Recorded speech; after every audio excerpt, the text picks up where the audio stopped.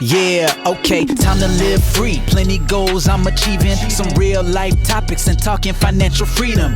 Mindset, soul and love, everything in between. This is Freedom Podcast. Tune in, live free. Hey, got my mindset right and I got the drive. Planning one day, no more job, no more 9 to 5. Love money, mine. Love money, mine. This is freedom. Tune in, cause it's going down. Woo!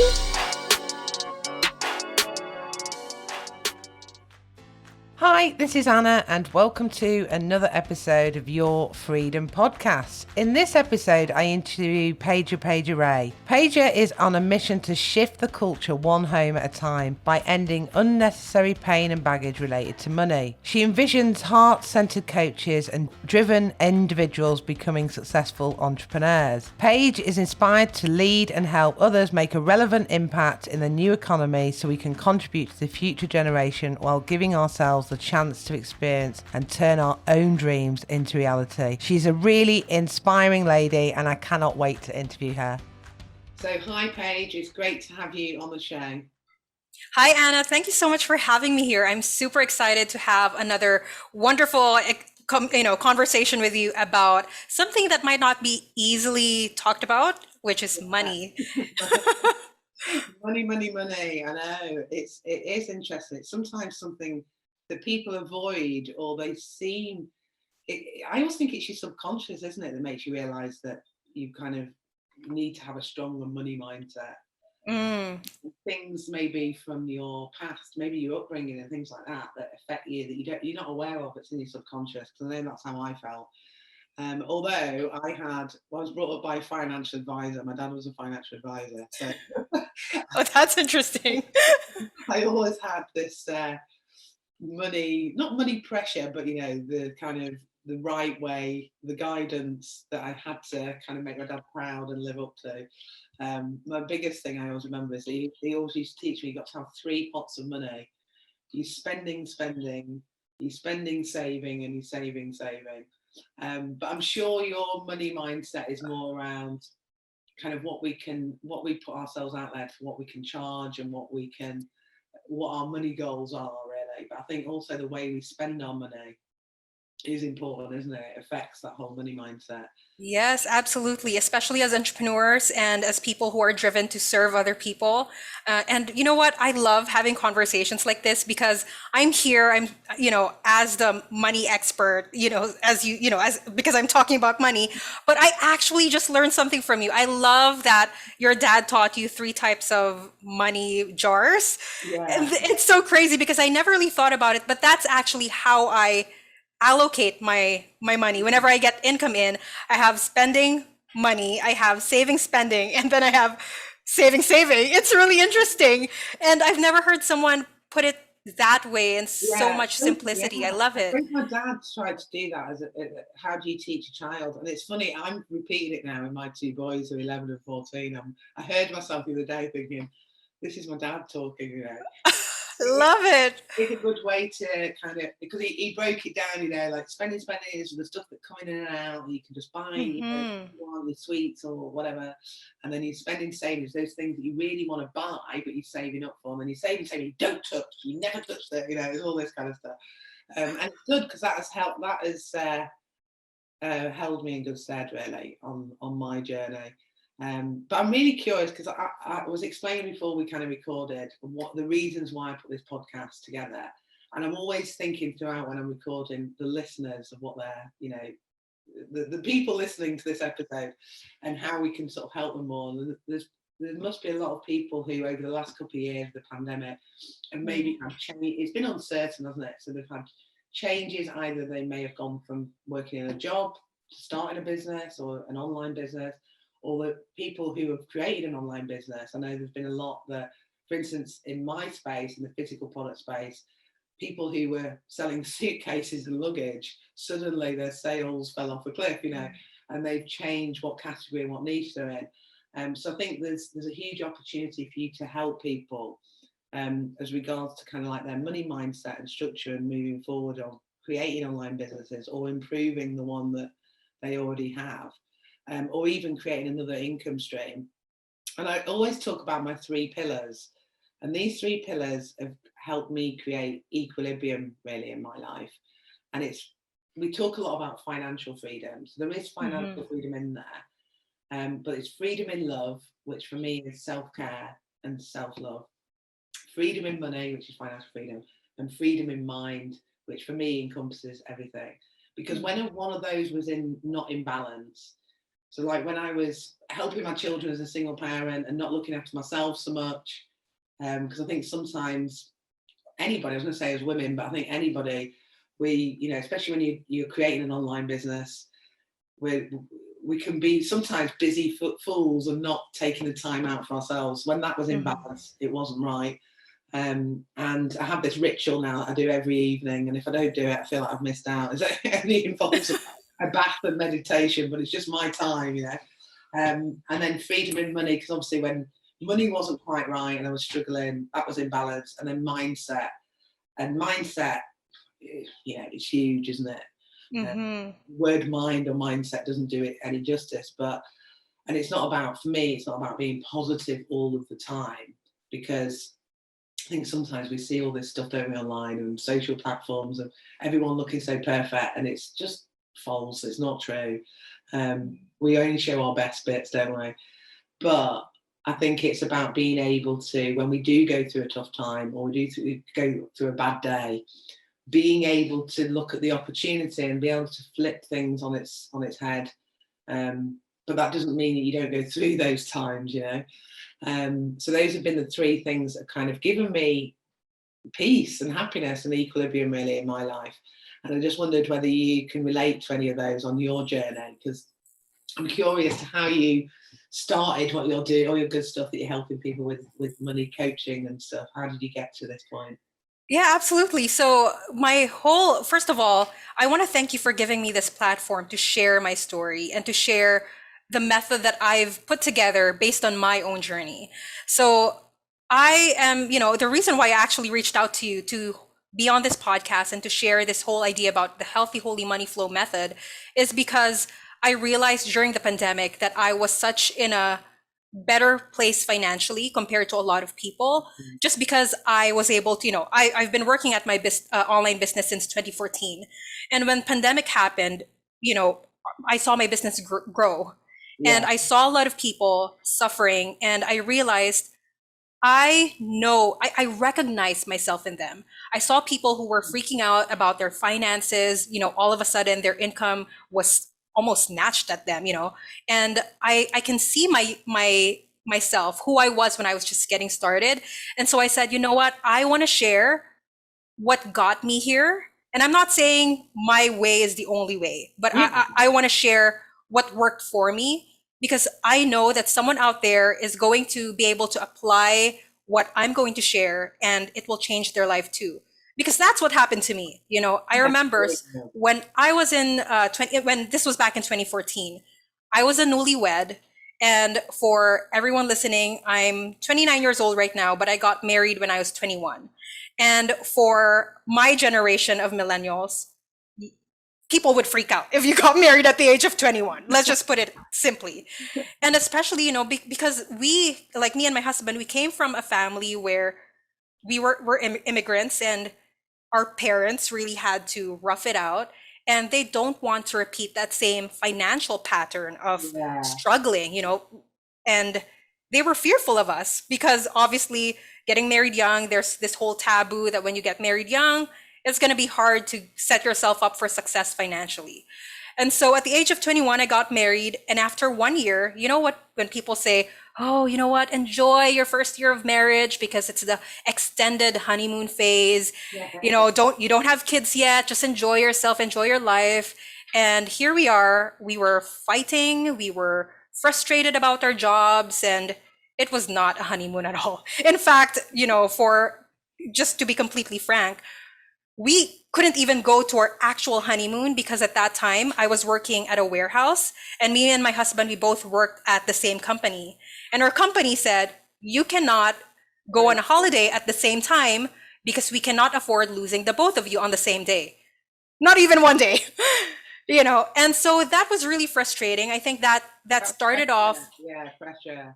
Yeah. Yeah, and that started off our married life to a sour note because we felt like now, oh my gosh, now we have the responsibility of paying our own rent, having to prove ourselves to our parents, right?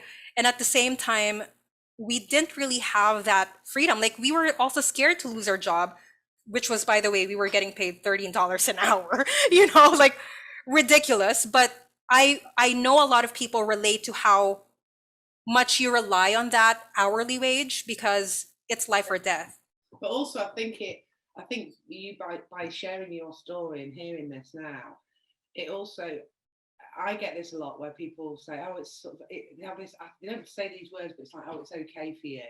And I think, you know what? I remember at 16 working in a restaurant and cleaning the toilets. Mm, I was a grafter, and that was one thing that my parents did instill in me. Maybe that's what's maybe I found it hard to. I've always had that you need to work hard to get the money, but actually you need to work smart, don't you? mhm. I realised. But I think all of that gives good background onto how you started and how it has nothing's ever fallen on a plate unless you have been born into a really wealthy family. You know, Even then, actually, like there's so many stories of people born in wealthy families and so they were just not taught how to manage money and they just lose everything. so it just gives good for me when I was hearing you say all of this with the sort of the graft and the work that you put in. It shows good grounding because you've been there to be able to see where you needed to get to, and it Mm. also makes you very grateful because you worked hard at it. I think so.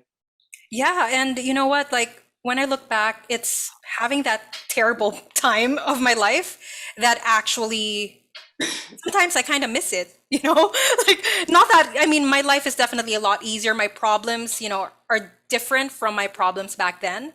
Like before I was worried about paying rent, now it's a totally different problem, but it's as if it's not that sometimes you crave those challenges when your life gets a little easier because it offers the best lessons in your life. Mm. Like that's Yeah. so it's kind of exciting.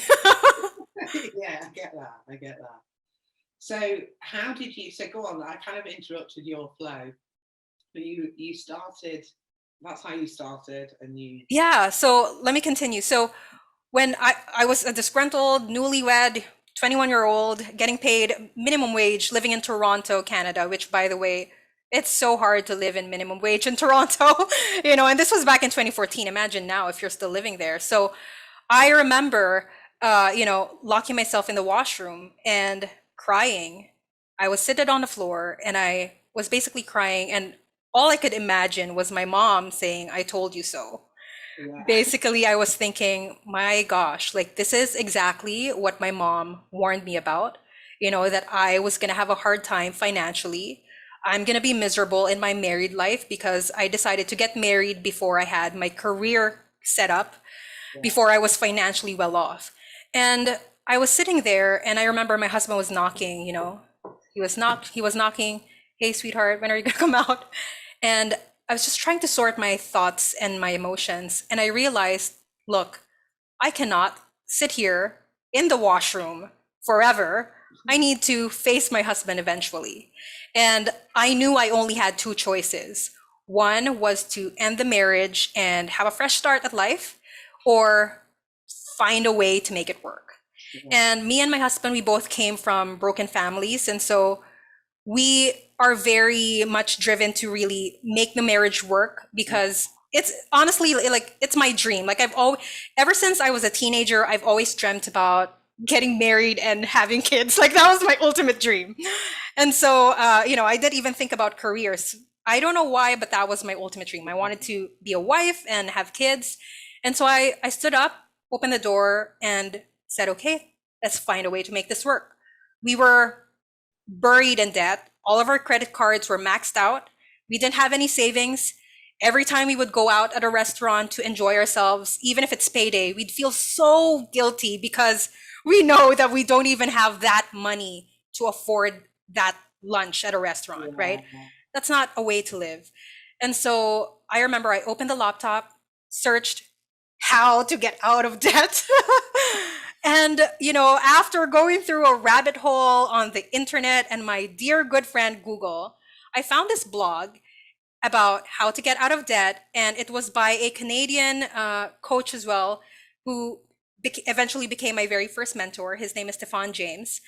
And I remember basically I ended up working with him, and I started realizing all of these things that I had about money, all the wrong beliefs that I had about money, and where I needed to fix myself. So what happened was, me and my husband, we decided to quit our job because we said, you know what, you're unhappy about your job. We're not getting paid enough anyway.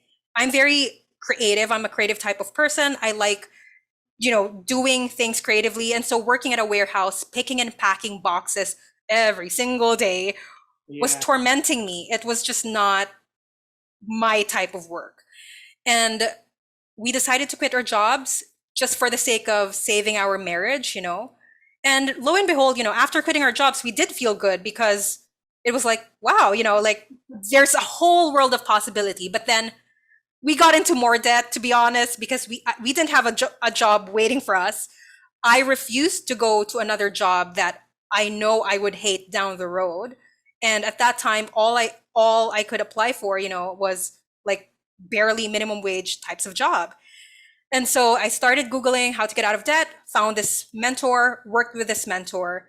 And I remember, that's when I started realizing, there's such a thing as financial freedom. Like this mentor of mine was talking about financial freedom in his YouTube videos and all that. And I was like, financial freedom, never heard of that. Wow. Like this was back in 2014. I've always witnessed my mom, just having a hard time financially. And so that was everything. Like for me, the biggest goal was, as long as I don't have to worry about my bills, I'm good. I don't care about earning more beyond that. That was my biggest dream at that time. Yeah, and that's everybody's, isn't it? It's like when you've been working in a job, you just think about that, think about paying the bills, and that's like a milestone, isn't it, to get you away from that job or to just be able to survive, I suppose. Yeah, and I think a lot of people can relate to this, because especially if the pandemic hit you really hard, let's say, perhaps you're starting in a place similar to where I started, which was, you're dead broke, or you're finding that you're just trying your best to make ends meet right now. And now you're seeing all these people online talking about financial freedom and all that. And you want to have that as well in your life, right?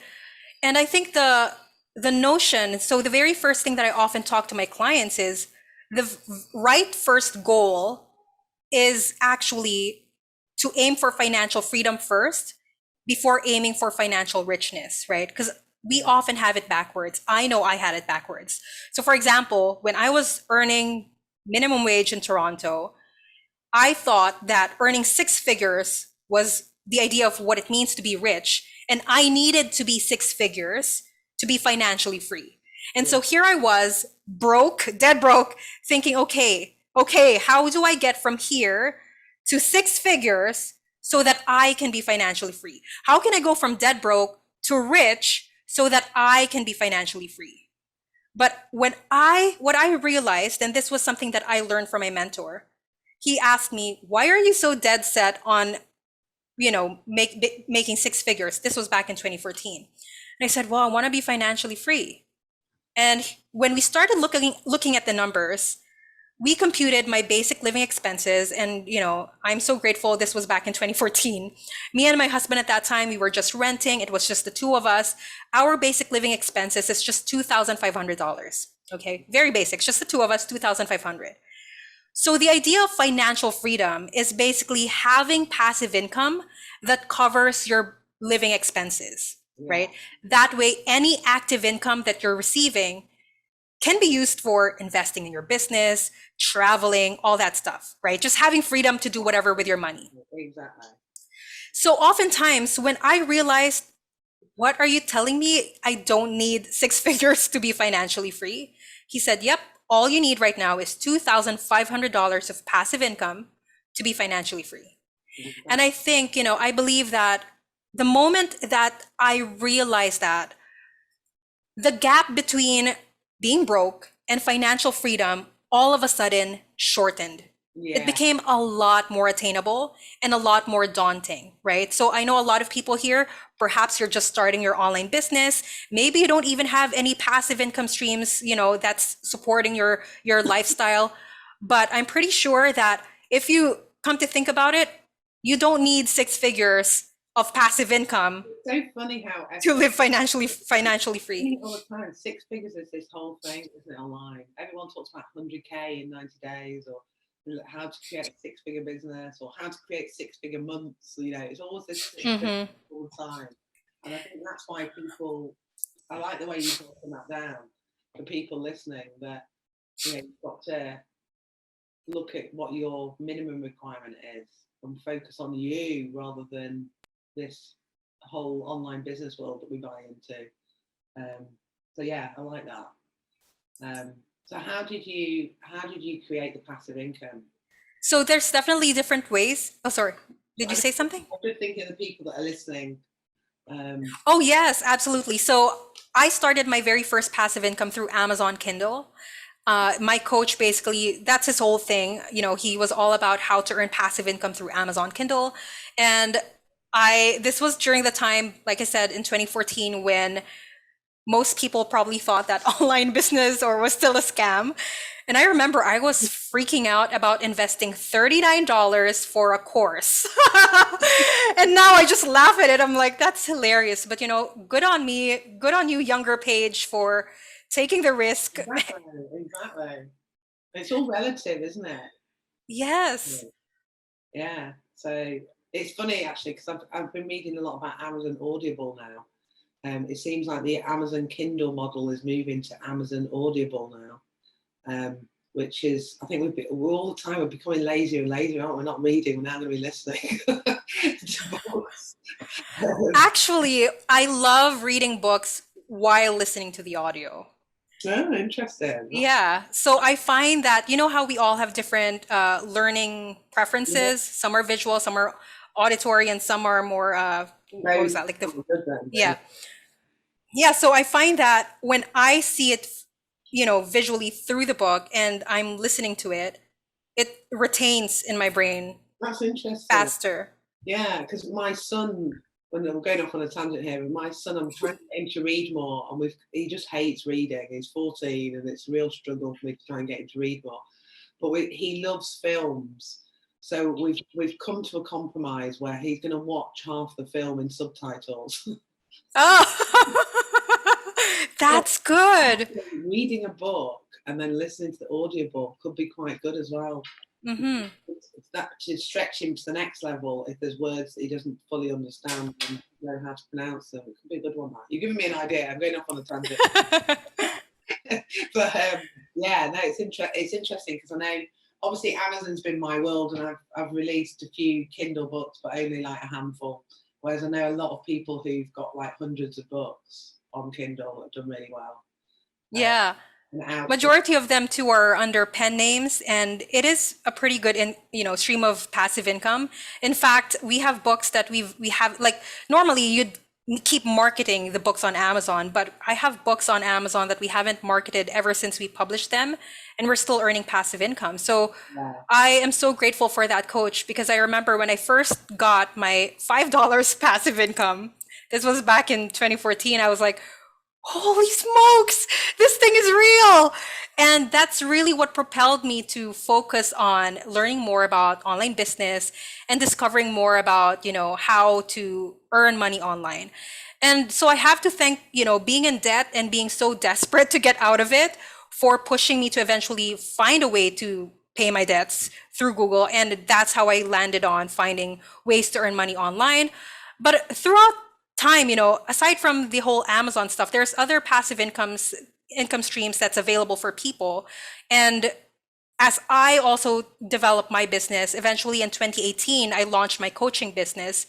That's when it really hit me that there are a lot of emotional pieces about money that still needs to be sorted out, and that's when I realized that we often shoot ourselves in the foot when we make plans, we want to make a massive change, we want to reach certain milestones in our business, But if you don't deal with any emotional baggages you have around money, it's often going to hinder you from actually achieving that.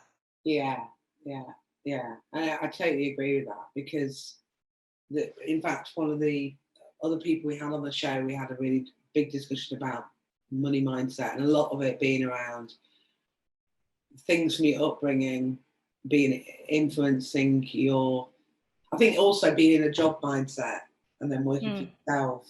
You know, like you were saying about how you invested $39 on a course and you're worried about that. Yeah.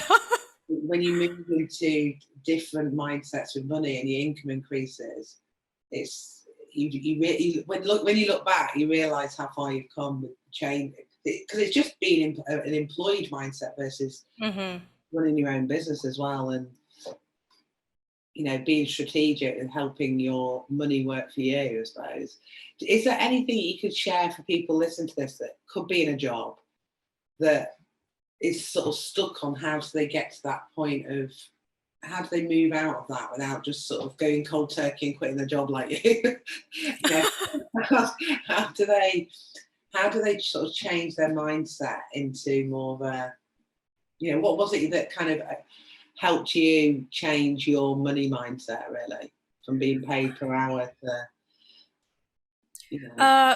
So there's many things that happened from 2014 all the way to 2018 when I launched my business. And I remember I didn't really meant to be a money expert, but I remember I launched an online show called Christian Entrepreneur because I wanted to learn more about entrepreneurship, you know, coming out as a coach. I just wanted to learn about entrepreneurship.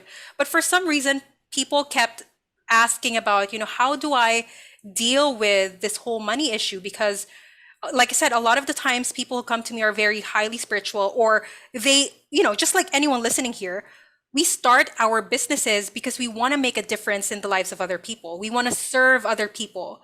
And often there's this gap where if I truly want to help other people, isn't it wrong to charge them money? Or shouldn't I just give away my stuff for free if I really wanted to help them? Or maybe if I'm going to charge them, at least charge a small amount of fee, you know, because somehow they feel like it's incorrect or maybe even unethical to charge someone, you know, high amounts of dollars, for example, for doing something that's actually meant to help them. And this was something that I picked up from someone. There is no transformation without transaction. And I personally experienced that. Like I said, I first invested $39, you know, and that changed my life, right? Obviously, it didn't happen overnight. It happened incrementally. But like I said, lots of things happened. I ended up having my daughter, and maybe I should share a little bit more about my story. So when I quit my job in 2014, like I said, we got into more debt. I didn't have any jobs whatsoever. You know, if you have a job and you're listening to this, I would recommend perhaps staying in that job and then working on the passive income, because nowadays there's so many ways that you can easily make passive income. You know, like I said, starting, like, for example, for me, when I published a book on Amazon Kindle, the very first book that I wrote, well, the very first book that I published, I didn't even write. So I hired a ghostwriter, paid, you know, $5-10, I think. I don't remember exactly anymore, but I hired a ghostwriter on Fiverr, and I said, okay, this is the topic. These are the outlines. Go write a book, because I was just following whatever was on the program that I purchased. And after that, slapped on a graphic design and then published it on Amazon, right? So that barely took my time because I didn't even write the book. I didn't put my name on it. It's under a pen name, but literally there's so many ways that you can start passive income streams while you still have a job. And what's good, I realized, you know, obviously if you want to be an entrepreneur, you want to start a business, there's going to be a lot of investment involved. And you are actually very blessed if you have a job that can help you sustain that. So for me, when I was launching my online business, you know, a while ago, Anna, you were talking about how you were working at a restaurant, doing the dirty work, you know, and like all that stuff. when I was starting my coaching business, I remember for the very first time I hired this business coach and it cost me $10,000. So I went from investing $39 to $10,000 and I was freaking out. I needed to make this work. And I remember, you know what? I just gave birth to my daughter and I had all these ideas about how to earn money online, but I'm not earning enough money to sustain our family. This was in 2016. So I hired this coach in 2017 and launched my business in 2018. But how I could afford that coach was actually, I said, okay, how do I earn income while I'm taking care of my daughter? And at that time in the city where I lived in Calgary, it was pretty like I was observing a lot of other moms who had little ones and they were starting day homes, in their home, like so day home-based daycares. And I said, okay, I'm gonna try that because it wasn't very regulated in the city where I was living at that time. So pretty much anyone can start a daycare as long as you're yeah. So I was like, you know what? I don't have a childcare certification, but I'm gonna just try it. So I remember I put up an ad on Kijiji. It's basically like Like Gumtree. yeah, or Craigslist, something like that. So I put up an ad. I said, home-based daycare, open now in Calgary. I'm accepting children. And I was very upfront. I do not have any experience in childcare other than taking care of my daughter, who's currently 1 year old. And she's happy, she's healthy. You can even come and meet us, to see if we're going to be a good fit. Yeah. I just put it out there and I was like, if I get some, I get some. If I don't, nothing lost, right? And what actually propelled me to do that was someone told me, so my mentor told me, Paige, you are exactly where you are right now because you want to be there, whether you admit it or not. And when he said that, I was like, screw you. I was like, screw you. I was like, I was struggling. I was living in a very small bedroom with my daughter, and me and my husband were just stuck in this closet-sized bedroom, renting in our friend's house. And I couldn't accept the fact that that's where I wanted to be. Obviously, when you get married and you have kids, that's not the life you want to have, right? And so I said, you know what? Challenge accepted. So that little thing that my mentor told me challenged me to think of ways to earn income. And so I opened that daycare and lo and behold, people started contacting me. It was pretty crazy. So I was wiping babies' butts and heck, even 5-year-old butts, to be honest. Like I ended up washing this one child's butt. And, I needed to do that so I could afford my coach and work on my online business. So if you have a job, there's many different ways. It's just a matter of asking yourself instead of saying, yeah.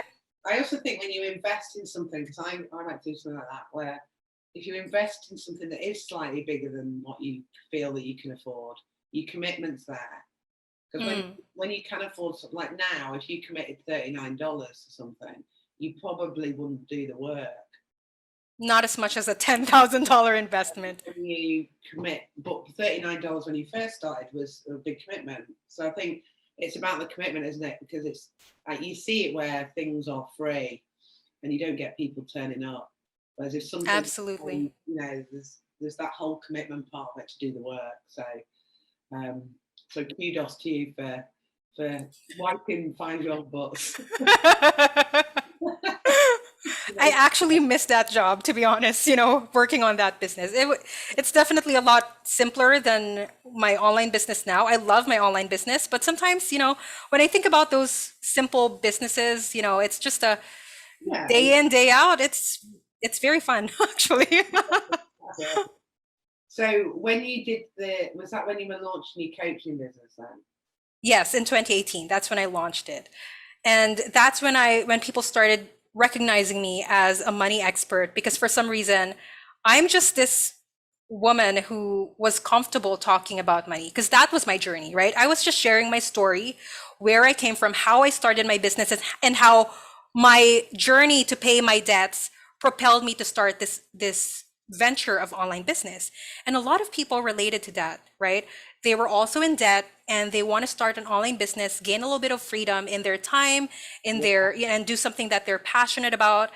And there was a lot of people were very highly motivated to start businesses in hopes to improve their financial income.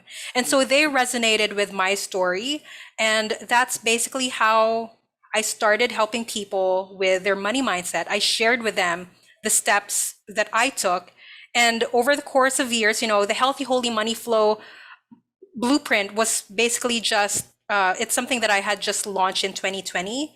And everything that I've learned that really made a massive difference in my financial life, the concepts and the steps that I took, I've put it on there as, on a course to really help people, let them know that this is what I did. And if you take the steps, perhaps it will change your life too. Yeah, I love that. I think that's really good because you've got something tangible to really help people, and also you having lived through it as well and made those changes probably in your mindset and the actions, and also like processes as well. I think processes really helps us, doesn't it? When we've got like a flow set up of what we're actually trying to do, having the processes that go along with it. So that sounds really awesome. You should come in my, I have a group that goes along with this podcast called the Freedom Project, or Your Freedom Project. And something that I'm putting in place at the moment is under the pillars of love, money and mind, having different speakers just come in. Obviously you've done this interview, but just sharing something that people can take away. And of course people will find you in that group as well. I'd love to help. Yeah.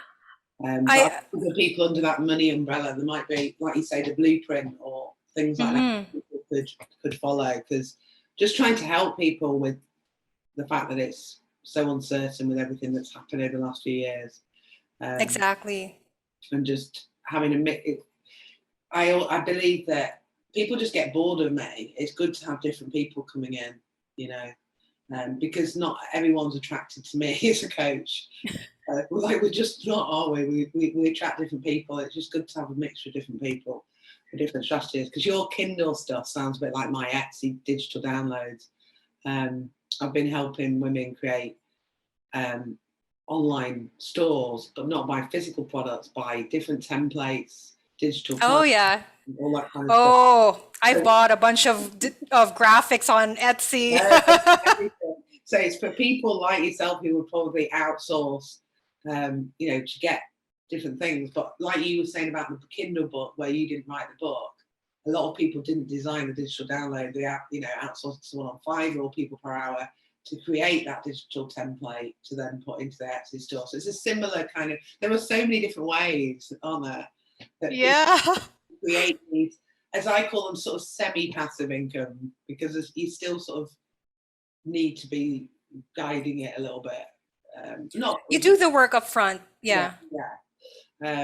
So yeah, really, really good. So there could be a little live we could do in the group, because I think that would really help people. So people that are listening to this, come and jump in the group.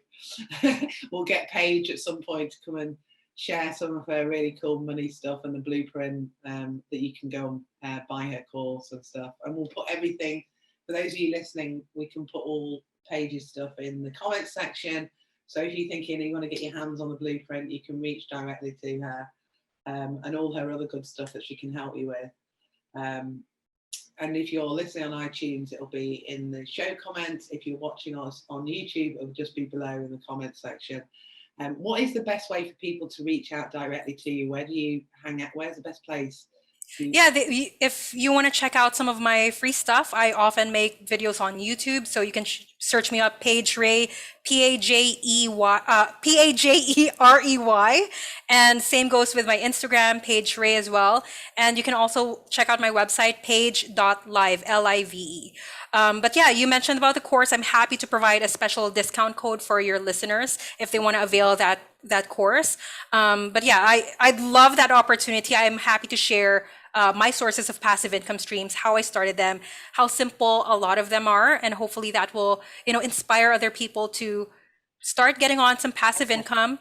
But also, hopefully whatever I teach in the blueprint, in the courses, I'd love for you to share this with other people too. Like eventually, once you've seen results in your life, I'd love for you to share this and become the expert, because my mission here, the reason why I started doing these podcasts talking about the healthy, holy money flow is I want to help end the unnecessary baggages around money, because I believe artists and entrepreneurs who have the heart to help other people, you can definitely achieve and spread the message of love, peace, and abundance when we don't have those money baggages hindering us.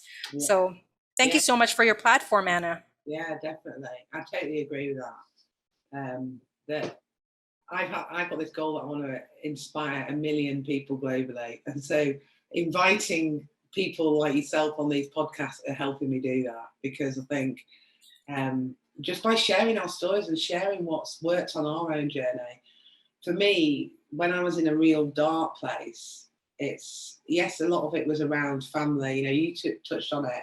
I married for life, and it was a really difficult time for me, that I was ashamed. I didn't want to tell my parents. I didn't want my in-laws to know. I didn't know I was stuck. I've never felt so low.